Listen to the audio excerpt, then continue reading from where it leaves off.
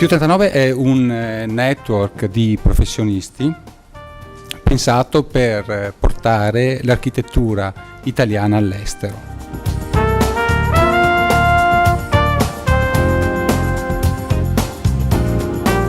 Oggi non esiste nessun cambiamento come conseguenza della cultura post-industriale.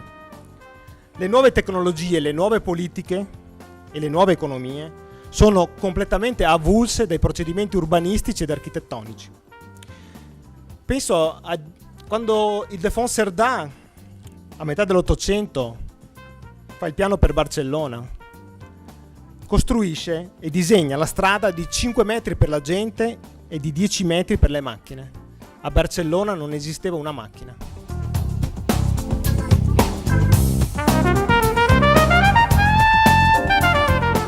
Prevede la trasformazione di questa grossa area della fiera, che a tutti gli effetti è stato un recinto per la città, un importante elemento per l'economia della città, ma da un punto di vista urbano un elemento chiuso, una fiera delle feste che veniva aperta e chiusa secondo la necessità, che sia una speranza, nel senso che sia un'affermazione. Milano di una città policentrica che offra qualcosa di più rispetto al convergere tutto verso verso il centro storico esistente e lentamente diradare la qualità urbana e la qualità delle frequentazioni urbane via via che ci si allontana dal centro.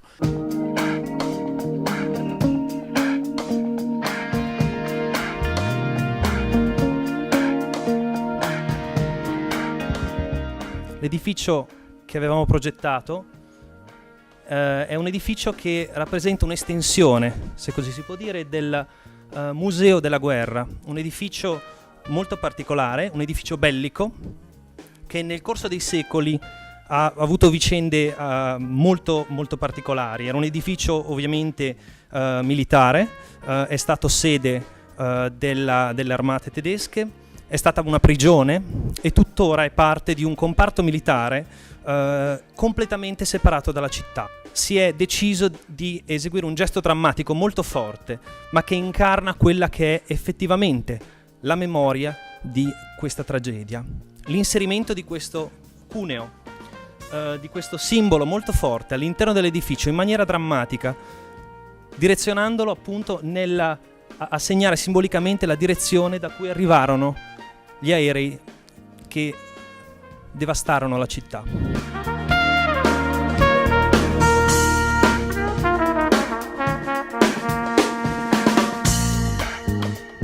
Qui affrontiamo delle questioni che riguardano il rapporto che l'architettura ha con un tema che è la città, e quindi la città e il suo rapporto con il paesaggio, a partire da una riflessione su dei contenuti che tengono insieme il fatto costruttivo, e quindi l'architettura nel suo essere un fatto fisico, con le strutture concettuali attraverso le quali questo fatto fisico si definisce appunto in architettura, e quindi un luogo della conoscenza.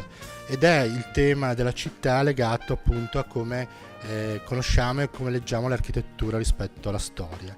E la domanda che ci si fa spesso, ci si interroga appunto, è come leggere la storia, cioè qual è il modo attraverso il quale la contemporaneità in qualche modo si permette di tradurre il rapporto con il passato. Noi pensiamo così, come gruppo di lavoro all'interno di Più 39, che questo sia uno dei temi cruciali per capire sia l'architettura, vedete la prima diapositiva, la città del moderno, e attraverso la traduzione della città del moderno capire anche quella che è la città contemporanea a noi più vicina.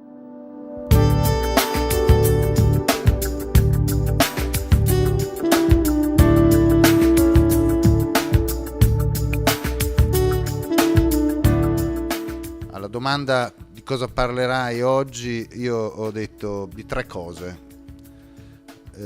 Regole,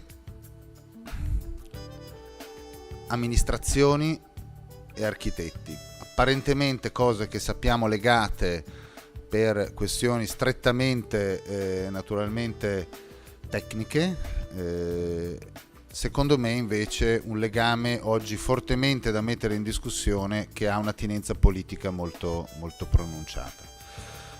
signori, garantiamoci quelli che sono gli interessi pubblici, mettiamo il cuore oltre l'ostacolo e fissiamo quelle invarianti che garantiscono ai nostri figli e ai bambini di oggi una città democratica, collettiva, e lasciamo il più flessibile e permeabile possibile quello che sta a ridosso, cioè la città privata.